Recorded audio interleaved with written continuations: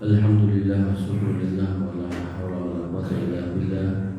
Assalatu wassalamu ala rasulillah wa ala alihi wa sahbihi wa wala. Rabbi shrah li sadri wa yassir li amri wahlul 'uqdatam min lisani yafqahu qawli. Amma ba'du. Bapak Ibu yang dirahmati Allah, alhamdulillah kita diberikan nikmat oleh Allah, kesehatan, kesempatan sehingga kita mudah untuk melangkah ke masjid dan juga ada hidayah taufik agar kemudian kita juga melonggarkan hati kita untuk bermajelis ilmu.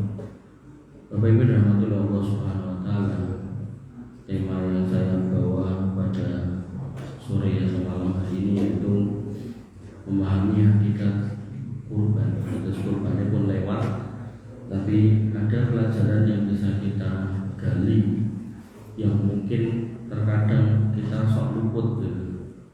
Kita kalau ditanya kurban ini apa, boleh pedus, memang betul nyate gitu. Itu juga betul, tidak salah juga. Cuman ketika kita kembali kepada tata bahasa Arab, kurban itu berasal dari kata qurba yuqribu kurban, yang maknanya adalah mendekat. Artinya diterjemahkan dalam kamus kitab Lisanul Arab disebutkan bahasanya al-qurban ma yuqribu bihi ilallahi min dhabihatin wa ghairiha.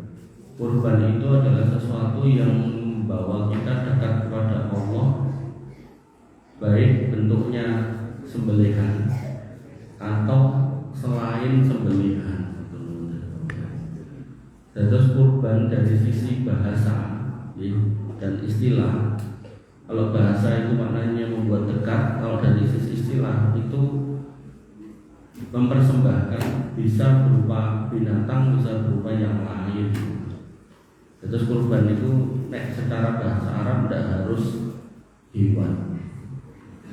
Dalilnya apa? Nah, dalilnya di dalam Quran surat Al-Maidah ayat 27. Allah berfirman, "Watlu alaihim naba abnai Adam bil haq." Ceritakan wahai Muhammad cerita yang sebenarnya kepada mereka tentang kisah kedua putra Adam.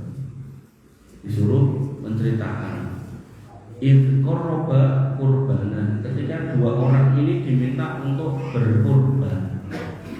Terus diminta berkurban, anak Nabi Adam dua ini, Habil dan Qabil, diminta untuk berkurban.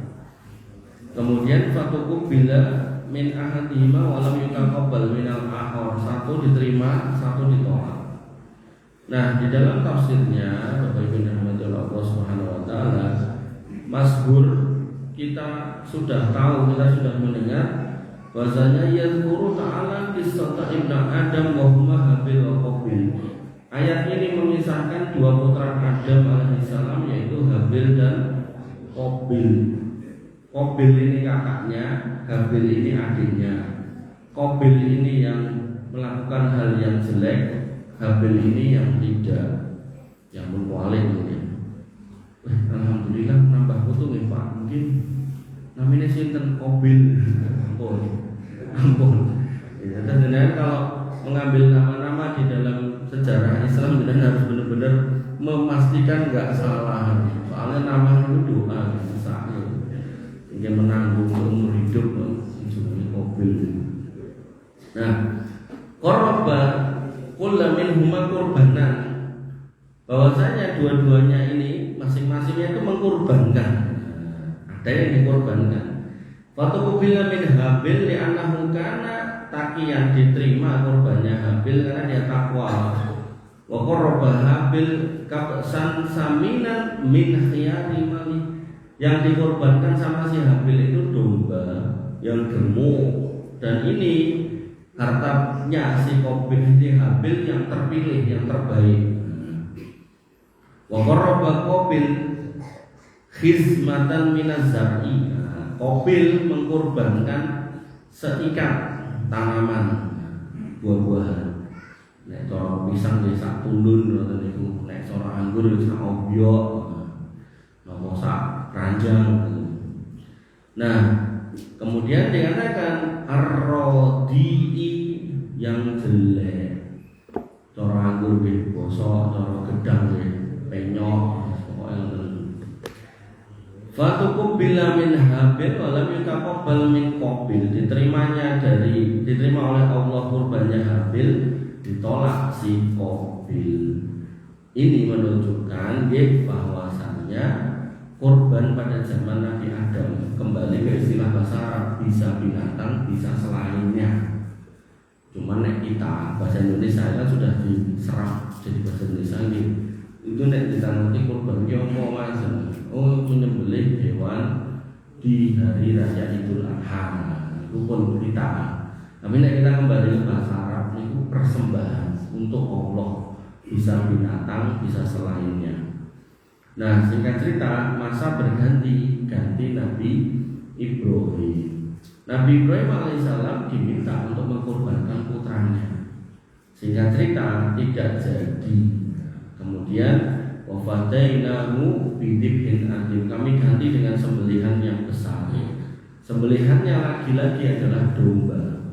Sehingga sebenarnya di dunia perkambingan itu yang utama itu jane domba daripada wedhus Jawa, karena memang nabi-nabi itu miliknya domba.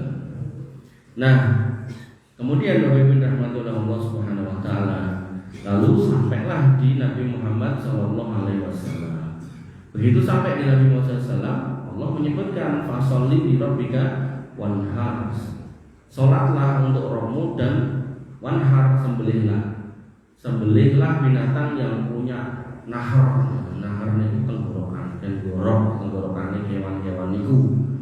Wabil khusus Nabi memberikan contoh menyembelih niku kambing, sapi dan unta. Ini namun 3 niku dan sudah kita bahas.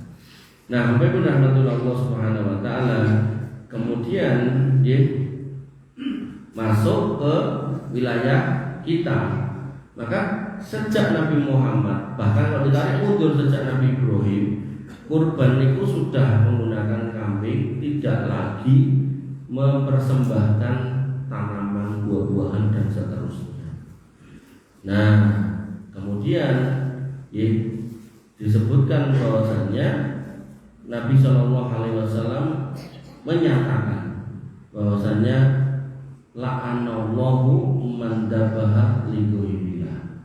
Maka dalam konteks kurban tadi, persembahan tadi, maka ketika ada orang yang mempersembahkan kepada selain Allah, kalau kembali ke bahasa kurban, bisa tanaman, bisa selainnya, bisa hewan, bisa selainnya, maka itu tidak boleh.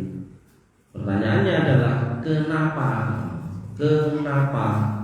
Karena kita punya janji di dalam Al-An'am 162, 163, Qul inna sholati wa nusuki wa mahyaya wa mamati lillahi rabbil alamin. Katakanlah, ketika kita disuruh menyatakan sholatku, kurbanku, hidup dan matiku hanya untuk Allah.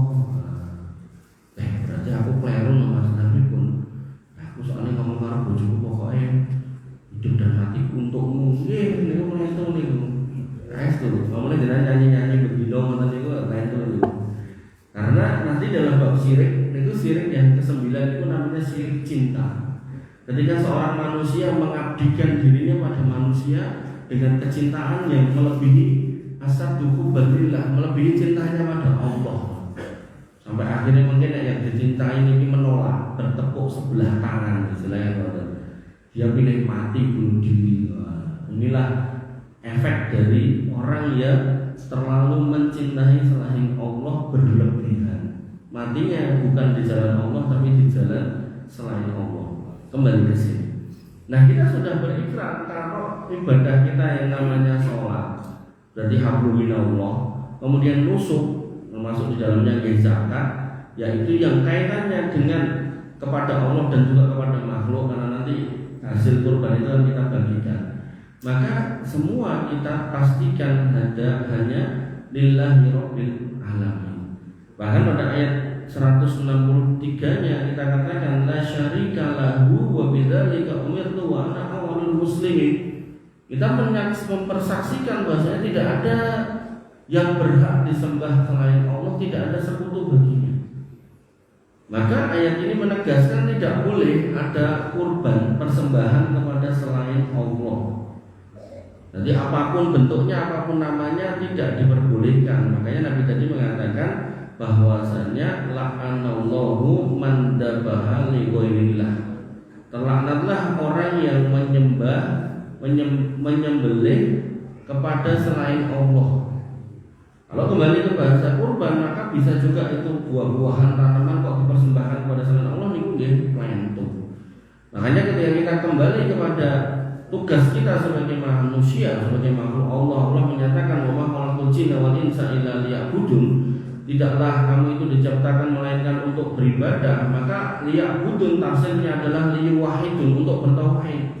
Maka hidup kita tidak boleh ada di dalam wilayah yang disebut kesyirikan.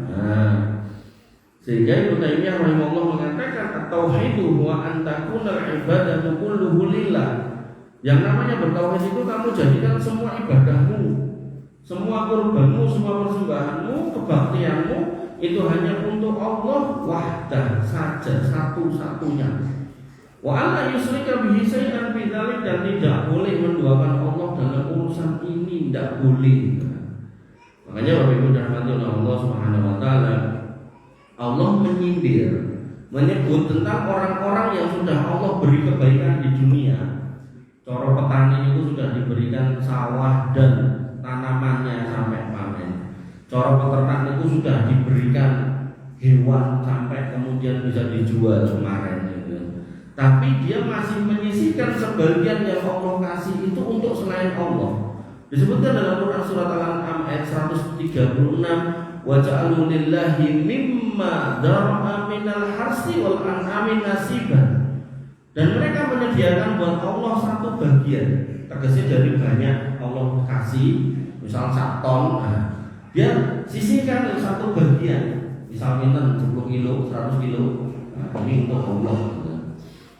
Kemudian Allah sebutkan wa qalu hadza lillahi bi za'mihim wa hadza lisurakaina. Terus dia mengatakan ini buat Allah dan ini buat yang lain selain Allah, untuk sesembahan selain Allah. Bi za'mihim, menurut prasangka dia merasa itu benar. Kalau contohnya ya misalnya petani niku kan paribasane kan kanton nancepke niku ini. Terserah niku ini nopo, ini pantun, ini saged, ini lombok, ini saged tancapke gitu. Kan boten damoni to gitu, tancapke tinggal mulih.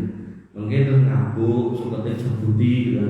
Nek pantun niku sebulan pertama atau lebih dikit lah 1,5 bulan niku sibuk-sibuke bar niku kan nggih pun ngentosi.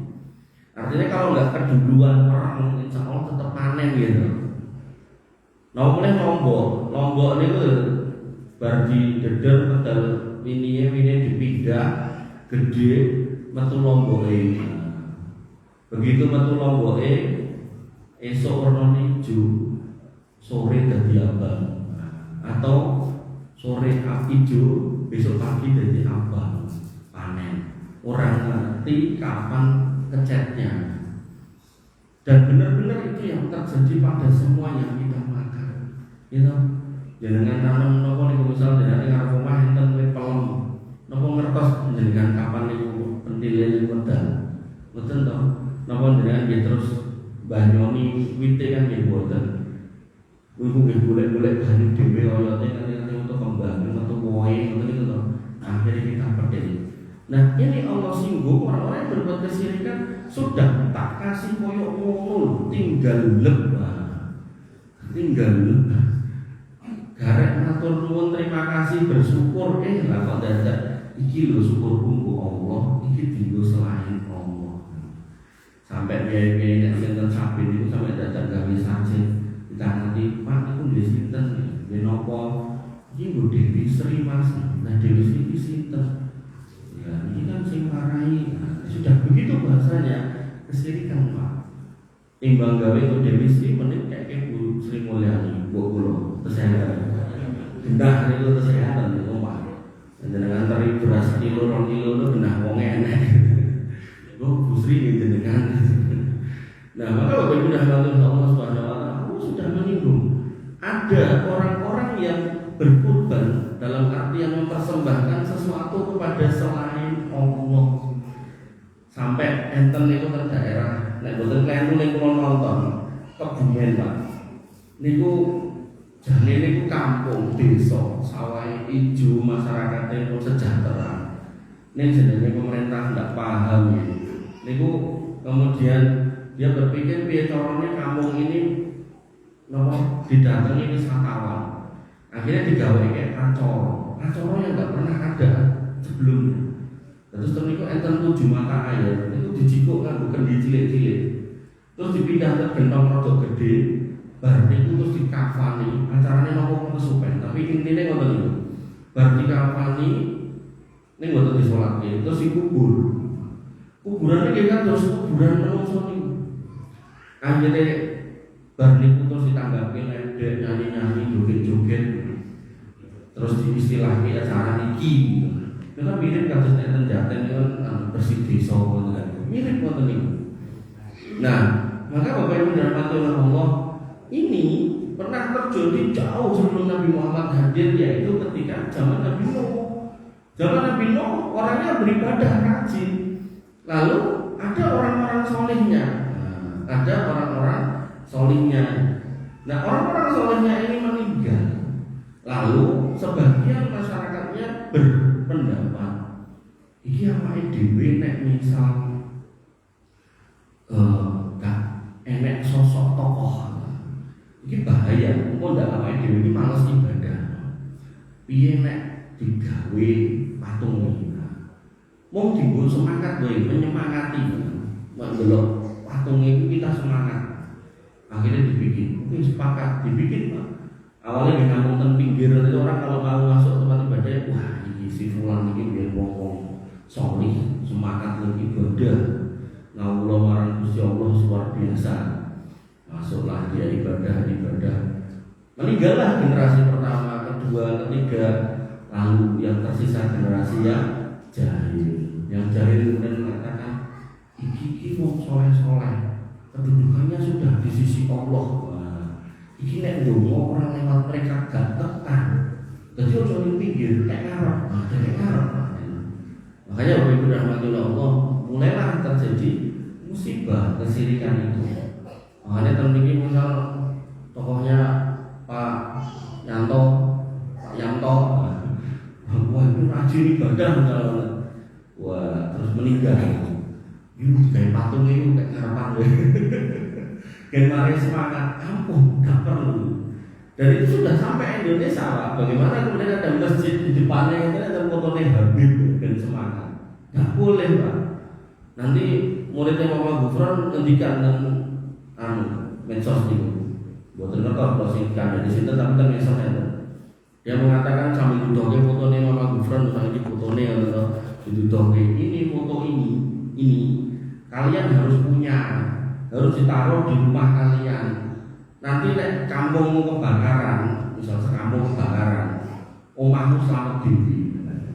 Bahkan nek omah Gufron wis mati, omahmu tetap selamat. Padahal menyimpan foto. Padahal omah Gufron wis mati, itu kan rasa selamat dhewe-dhewe.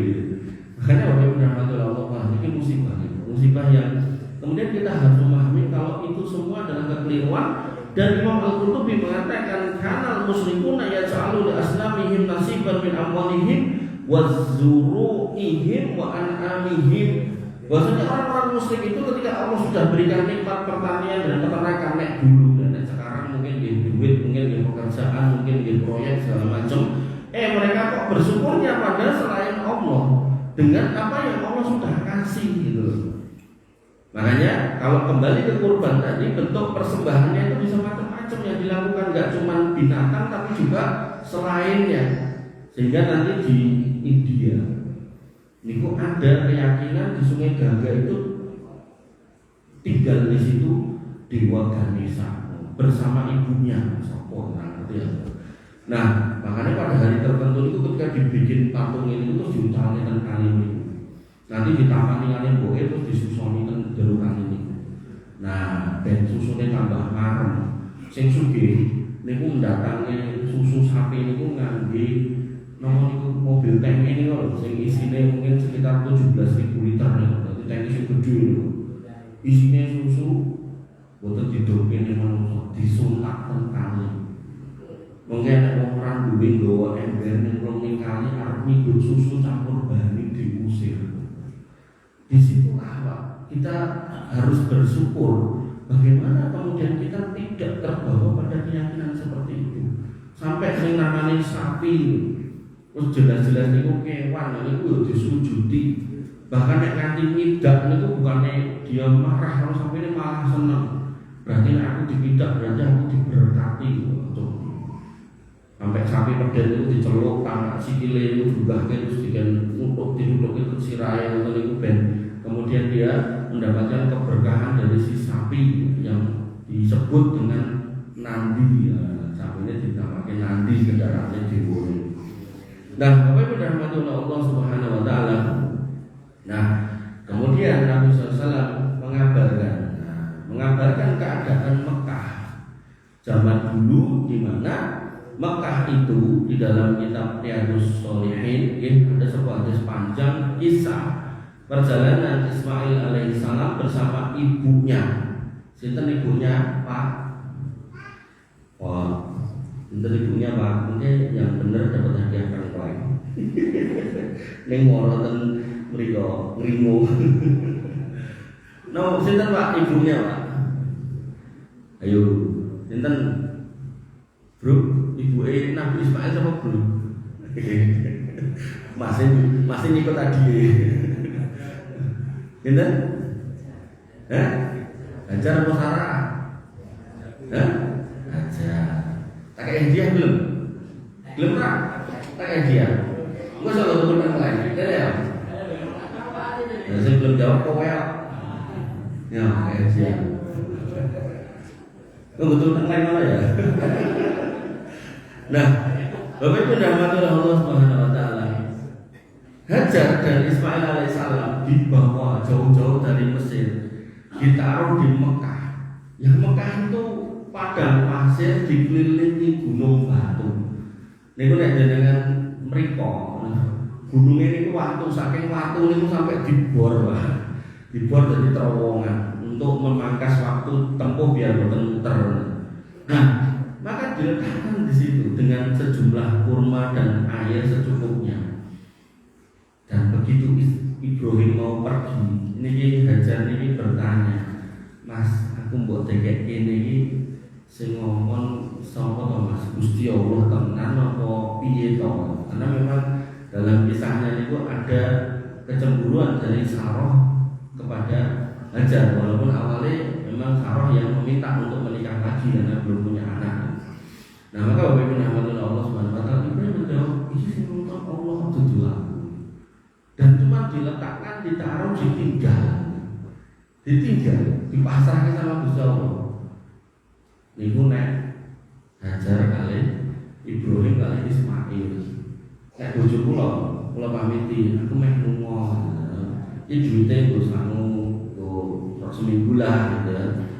Tekan stasiun ditelepon, engko jolane transfer tambahane yo. Maksud itu menungso. Makanya beda iman, beda level ini ditinggal terus sak anaknya tak bojone. Dan akhirnya habislah itu makanan, habislah itu akhirnya niki anak kecil ini kedah disusoni ya akhirnya air susunya juga mengering, pripun. Kemudian bolak-balik singkat cerita Safa Marwa.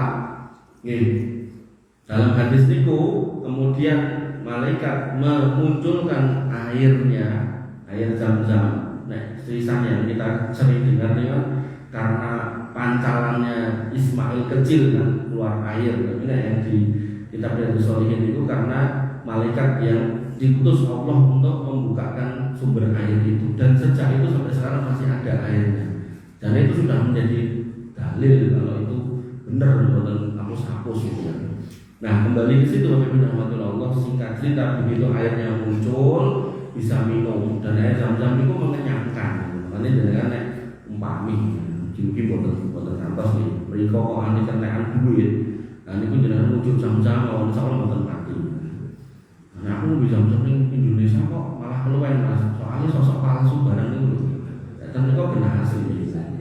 Nah, makanya Bapak Ibu dirahmati Allah Subhanahu Wa Taala kembali ke situ airnya banyak, burung mulai berdatangan. Nah, mulai ada apa istilahnya burung sing berterbangan ke atasnya itu loh. Nah, padahal tempat itu ketika ada orang dari Yaman mau ke Sam itu tidak pernah lewat situ.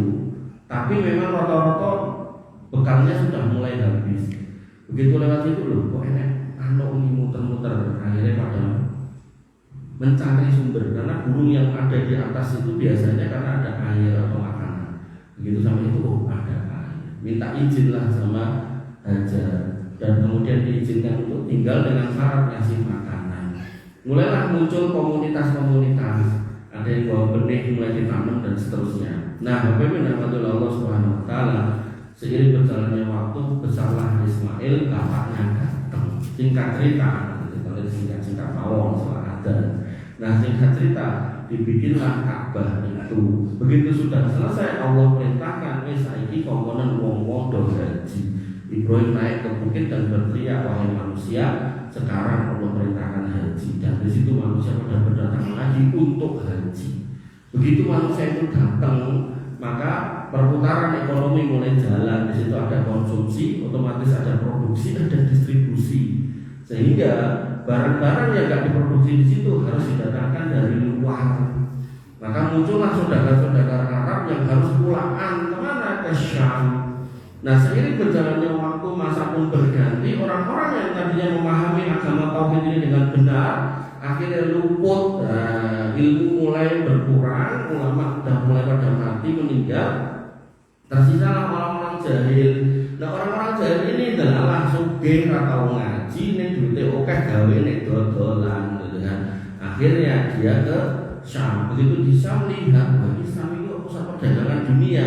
Mana-mana orang ke situ pulaan dibawa gitu kan. Lalu dilihat lagi, misalnya orang Syam ini do nyembah sopo. Syam itu saat ini di Suriah dan sekitarnya itu.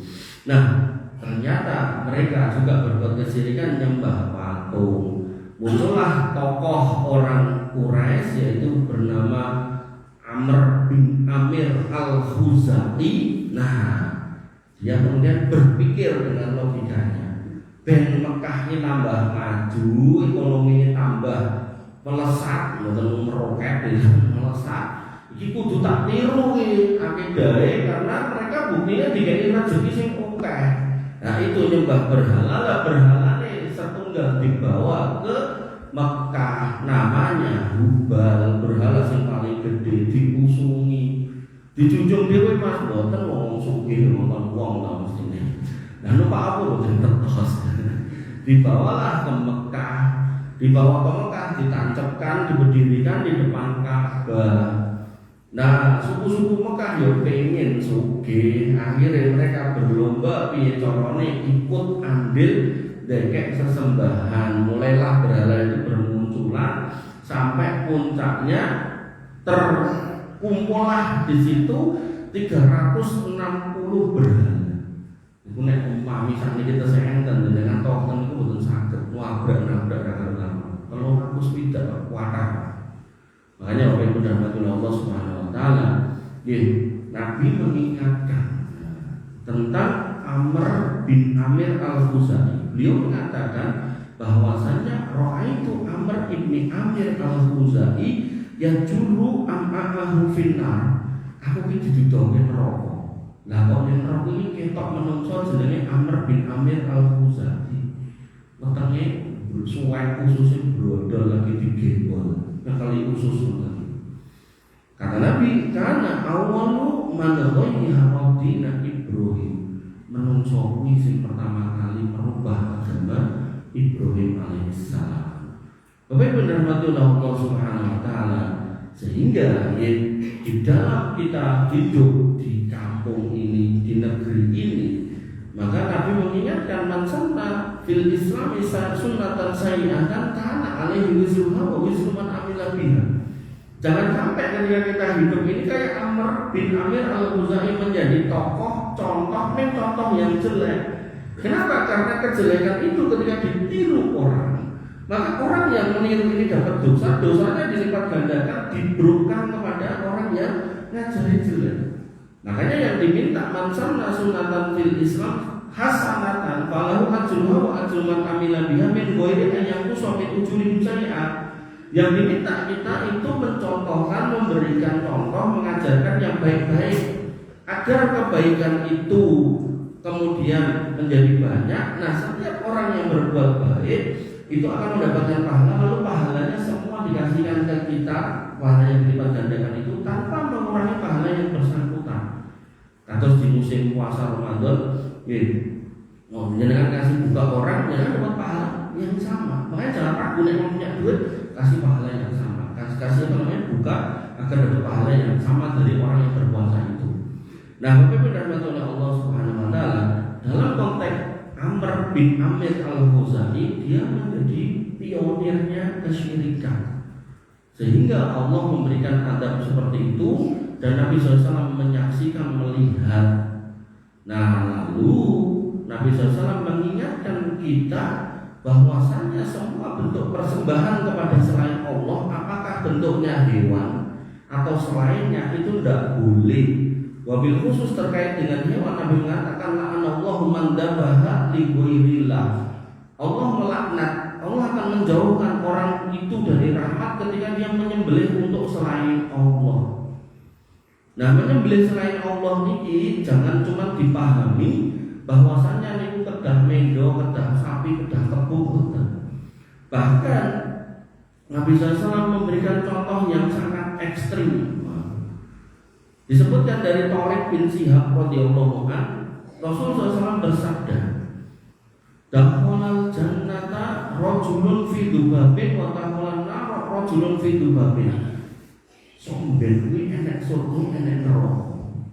Lah jebule ning surga kuwi katanya, enek wong lanang nyemplung surga goro-goro satu ekor lalat. Laler tur setunggal.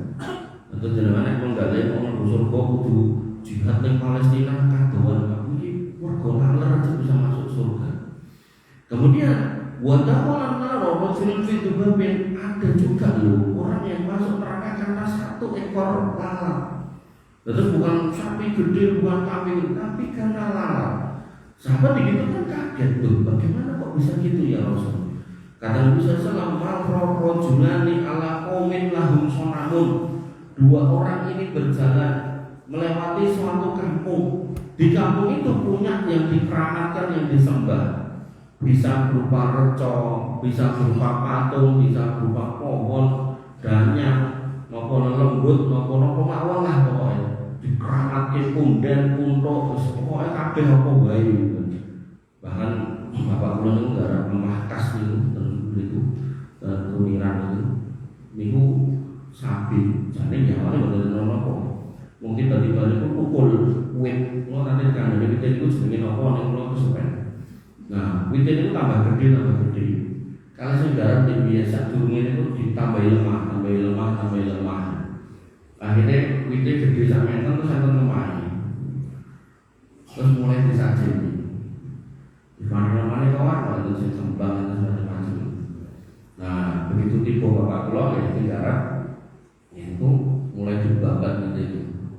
Begitu kita ambruk, ya wong sing ajeni ya wong batin mati ora wong kaya boten niku terus sing enten sakniki. Nah, niku ambruk dirinci, kayune ditumpuk. Begitu garing awake sapa sing gelem. Enten sing mendhet. Kiwa tengane itu gawe botok, enten lemah niku to jikuken. Wong liya kan bayar gratis, makat. Ini pun dari samping melit. Makanya orang-orang itu kalau kemudian tidak mendasar ketakutannya, dia ngoten niku waton. Nah, kembali ke sini. Ada yang dikeramatkan, ada orang lewat. Kemudian orang lewat ini dipersyaratkan, kowe gak itu lewat kene, kejaba kowe ndekeki sesuatu. Nah, kata warga kampung itu la ya juzuhu ahadun hatta yuqarribalahu. Tidak boleh kamu kecuali kamu yuqarrib tadi, mengkurbankan. Kalau mengkurbankan dalam makna bahasa Arab berarti mempersembahkan apapun, kewan itu, buah-buahan itu, tanduran itu, duit dihangsap. Nah, maka orang ini yang pertama disuruh kurban ini mengatakan, laisa indi sayyun ukuribu, aku tidak punya apapun untuk dikurbankan. Tadi bahasanya kata, Mas, aku main lewat kini ini mah kerja apa dagang. Nah, laki untuk duit, nah mungkin kok cegah aku ora duit gitu. Nah, maka orang kampungnya juga tidak pengen apa istilahnya, tidak pengen manut begitu aja. Dia pengen supaya sesembahannya ini diagungkan, diajeni, dihormati. Maka dia mengatakan, "Korek walau tu bapak." Wes orang sambung pikir nek ora didik, wah aku yo ndak harus piye-piye. Lah ora lho situk dengan kene wis entuk wis sah, kita entuk tak lewat kampung ini. Yang namanya orang jahil enggak paham, mikirnya ya mau ngaler. Paling banter golek tempat sampah toh.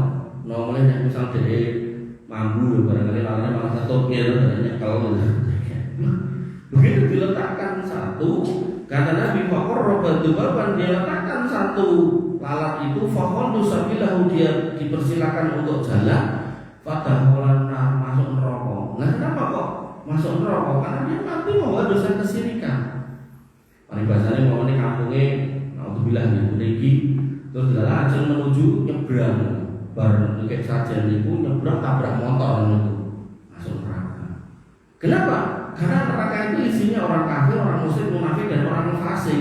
Nah si fasik ini bisa selamat kalau dia tidak berbuat kesirikan dan kemunafikan. Bagaimana selamatnya? Mendapat syafaat. Syafaat 7 syafaat. Tinggal mana nanti urutannya? Apakah syafaat Rasulullah yang paling pertama? Apakah syafaat para siddiqin? Apakah yang ketiga syafaat para rasul? Apakah yang keempat syafaat orang-orang yang mati syahid? Apakah syafaat solihin? Apakah syafaat para malaikat? Yang terakhir syafaat Allah. Makanya terakhir ini syafaat Allah ini akan menghabiskan isi neraka, menyisakan orang kafir, musyrik, munafik.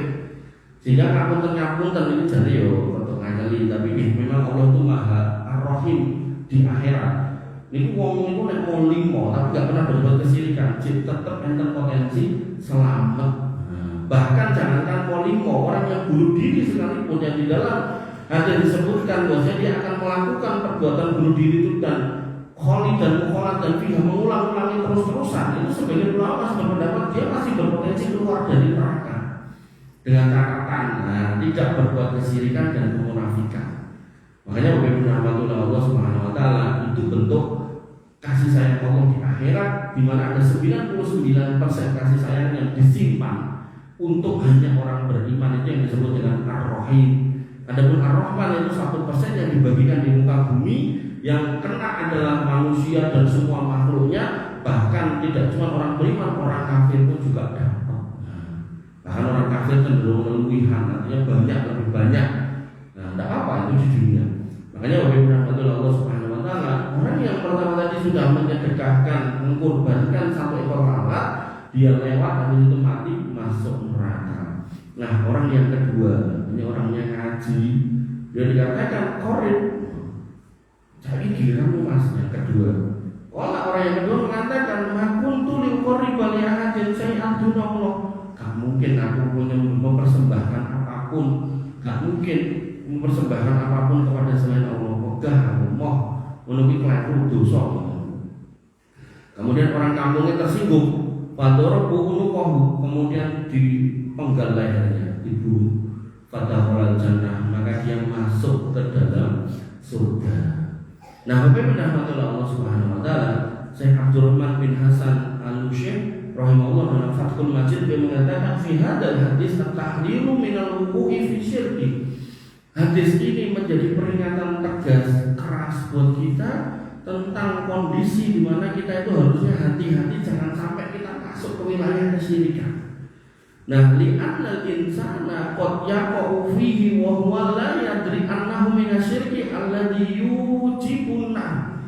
Bahkan di hadis tadi kita sendiri mendengar bahwasanya ada orang yang akhirnya masuk neraka karena ketidakpahamannya bahwasanya berbuat tadi mengkorbankan sesuatu kepada selain Allah itu berpotensi menjatuhkan dirinya ke dalam kesyirikan dan membuat dia masuk neraka bahkan kekal selama-lamanya. Alhamdulillah Bapak Ibu rahmatullah Allah Subhanahu wa taala, Ibnu Taimiyah menyebutkan bahwasanya esensi hidup kita itu adalah tauhid, maka di atas tauhid itu kita harusnya tidak kemana-mana yang bertauhid kepada Allah Subhanahu wa taala. Sehingga dalam konteks kurban, ya, memang benar di situ ada menyembelih kambing dan memang benar itu nanti disate, dikulit dan seterusnya. Tapi yang harus kita pahami pelajaran mendalam dari kurban adalah bahwasanya kita tidak boleh menyembelih kecuali untuk Allah. Dan karena kurban ini adalah bentuk ibadah dan ibadah ini adalah taufikiyah, maka hewannya pun juga buatan sate. Makanya kalau kemudian lalat saja satu ekor bisa membuat orang masuk neraka, bagaimana halnya dengan kepala kerbau? Bagaimana halnya dengan kepala sapi, kepala kambing? Bagaimana halnya dengan kembang pitung rupa kan dadak tuku toh. Dengan orang duit tandurane pitung rupa niku napa mantep. Mawar, melati, kantil, kenanga, kurang telu iku. Dan telu iki ra ngerti tenan napa Pak? Tanjung, kali mulai napa? Mawar pun kali mulai itu. Nanti ra mudeng. Makanya ketika laler aja bisa membawa orang ini ke neraka, apalagi yang seperti itu. Dan keterlibatan kita hari ini Bapak Ibu rahmati Allah tidak tiba-tiba dengan mempersembahkan wonten. Makanya dengan atos-atos enten napa niku sumbangan itu. Kadang itu kita tidak paham, Pak ini enten acara apa Mas bersih desa. Oh iya, bersih desa nggih sakit ciloko ruwat dengan dijual sumbangan pironan di 50 angsal 100 angsal. Nah itu lebih mahal daripada lalat. Makanya contoh Nabi tadi saya bilang di depan tadi ekstrim. Kenapa? Loh, lalat itu tidak ada yang mau bayar. Bukan enten yang mau bayar ini tak tuku lalat itu bukan enten. Nah kalau zaman minggu murai batu awal-awal biyen niku kula sempat mundut niku cetul. Jadi wak cetul niku tak nom-nom niku kula kan golek. Nah mungkin kula tuku seekor niku yo nek ra 150 kan. Lalu go cetul di pakan murai zaman biyen. Tapi nek wis mantap niku mboten enten sing kersa bayar. Makanya Bapak Ibu rahmatullah Allah Subhanahu wa taala disebutkan oleh Imam Ahmad bin Hanbal, beliau mengatakan bahwasanya asluddin wa imaduhu at-tauhid.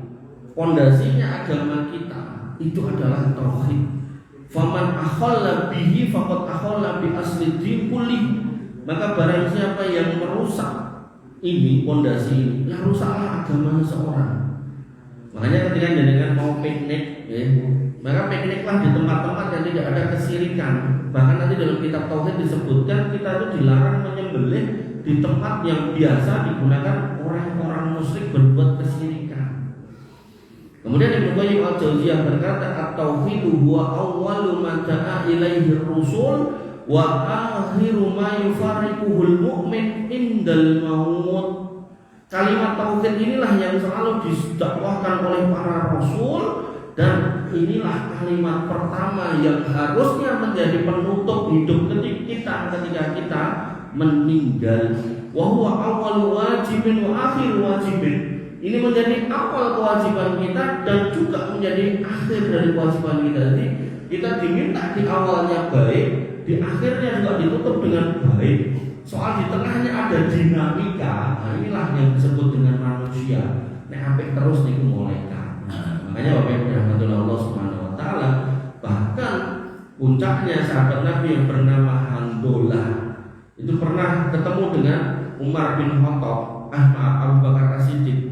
Kemudian dia berkata, ditanya oleh Bakar As-Siddiq, "Piye kabarmu Handolah?" Handolah menjawab, "Saiki Handolah dadi wong munafik kok marah." Lho, iki maksudmu? Abu Bakar? Oh iya maaf, Abu Bakar. Piye kabarmu Handolah? Saiki aku dadi wong munafik kok oleh Abu Bakar. Iya maksudmu? Nah, soalnya aku nek ketemu Nabi selalu ingat surga neraka iman iki aman. Begitu mulai ndelok anak bojo kelingan dunya. Ngono kuwi kowe. Aku yo pondok.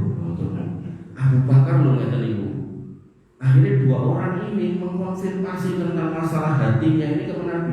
Ada yuk ketemu Nabi. Kita tanya kira-kira kayak gitu gimana? Oke. Ketemu Nabi. Kemudian dia langsung menghentikan, "Qad nafaqo handolah ya Rasulullah." Ya Rasul, handolah sudah munafik. Iya maksudnya itu. Urun itu nek kepanggil jenengan kemutan surga neraka iman itu aman terkendali. Dan begitu pulang enggak ketemu jenengan. Saya itu ingat dunia, jaga dunia. Terus lali surga neraka itu seketika tiba-tiba tidak teringat lagi. Akhirnya Nabi pun mengatakan, "Alhamdulillah, walladzi nafsi biyadihi, demi Allah yang memegang jiwa Muhammad. Nek sing kok karepe iman kuwi terus gak medhot-medhot. Nek kowe nganti sampai ning level kuwi, tak kandhani malaikat ning langit ku bakal medhot oleh kowe.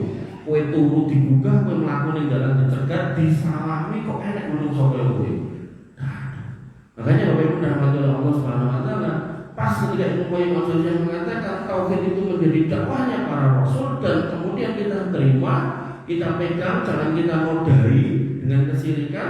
Lalu nanti ketika kita mati, dan itulah yang menjadi kalimat terakhir kita, bahwasanya la ilaha illallah itu menjadi akhir kalam kita. Makanya Nabi mengatakan, "Man qala la ilaha illallah fi akhir kalamihi dakhala jannah." Siapa yang mampu sampai mengucapkan itu di akhir kalimat hidupnya, maka dia masuk surga. Dan nanti kaedahnya dalam mentalkin orang mati, ini kan tidak boleh kemudian tergesa-gesa. "Pak, la ilaha illallah, la ilaha illallah." Tidak boleh, pelan-pelan. La ilaha illallah. Dia sudah nyeru kan? Ditunggu. Oh dia kemudian, "Mas, aku jalur banyu kan?" Ngomong tahun itu pendidikan baru toh. Nah, baru setelah dikasih air, ditalkin lagi, "Pak, la ilaha illallah." Nyerukan lagi, baru kemudian ditunggu meleh. Betul kemudian juga la ilaha illallah. Enggak gitu Pak caranya Pak. Ini kemudian wong sing sakaratul maut bingung ya apa to, umat mikir utang ngono gede-gede. Dan pelan-pelan. Nah, begitu dia bisa la ilaha illallah, tarik nafas, mati, wah udah masuk surga jaminannya. Bahkan nanti dalam kalimat yang lain Nabi pernah ditanya, "Man as'adun nas bi syafa'atika ya Rasulullah?" Siapa orang yang paling berbahagia, bergembira dengan syafaat engkau ya Rasul? Kata Nabi, "Man qala la ilaha illallah khalisan fi qalbi." Orang yang mampu mengucapkan la ilaha illallah dengan diilmui dan diimani di dalam hati, maka dia akan masuk surga. Sehingga pelajaran kurban yang mungkin luput dari kita adalah bahwasanya kurban tidak